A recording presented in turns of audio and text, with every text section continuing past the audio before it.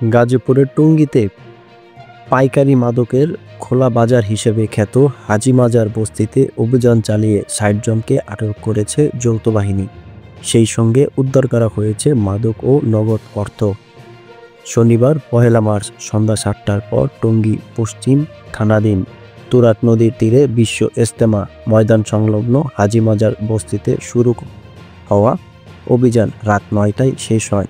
অভিযান শেষ সংবাদ সম্মেলন করেন গাজীপুরের এক্সিকিউটিভ ম্যাজিস্ট্রেট মোহাম্মদ রায়হানুল ইসলাম।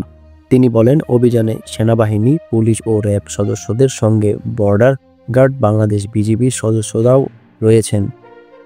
মাজার বস্তির মানুষ ছিনতাই ও ডাকাতির সঙ্গে জড়িত বলে অভিযোগ রয়েছে। ইতিমধ্যে ৬০ জনের মতো মাদক কারবারি সহ বিভিন্ন চিহ্নিত সন্ত্রাসী আটক করা হয়েছে।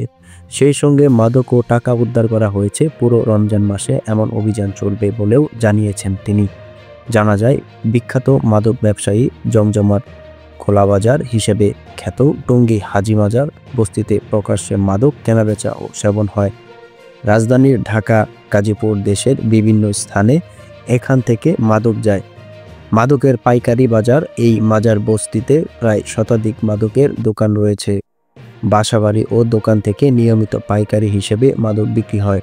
এখান থেকে স্থলপথ, রেলপথ ও জলপথে দেশের বিভিন্ন স্থানে মাদক যায়। কক্সবাজার থেকে সরাসরি ইয়াবাসহ বিভিন্ন ধরনের মাদক টঙ্গীর মাজার বস্তিতে আসে, আর এখান থেকে ইয়াবা, গাঁজা, ফেনসিডিল সহ বিভিন্ন মাদকদ্রব্য পাইকারি বিক্রি হয়ে থাকে।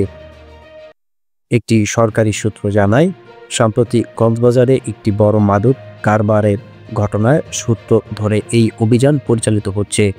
টঙ্গী পশ্চিম থানার officer in charge OC Iskandar Habibur Rahman বলেন, অভিযান শেষ হয়েছে, মামলা হওয়ার পর বিস্তারিত জানা যাবে।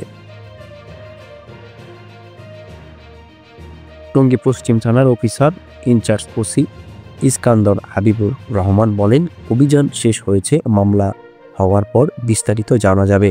ধন্যবাদ সবাইকে। চ্যানেলটি অবশ্যই সাবস্ক্রাইব করবেন।